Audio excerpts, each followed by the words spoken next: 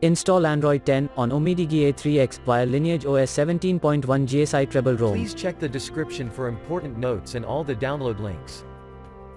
First download ROM and GApps packages, then transfer the downloaded files to the phone storage, link is in the description below. Step 2. Boot your device into TWRP recovery.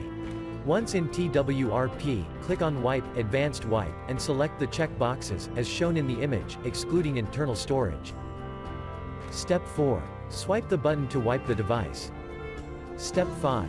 Go back to the recovery main screen, and tap on the Install button. Step 6. Navigate to the storage, and select the ROM zip file. Step 7. Finally, swipe the button on the screen, to install ROM file.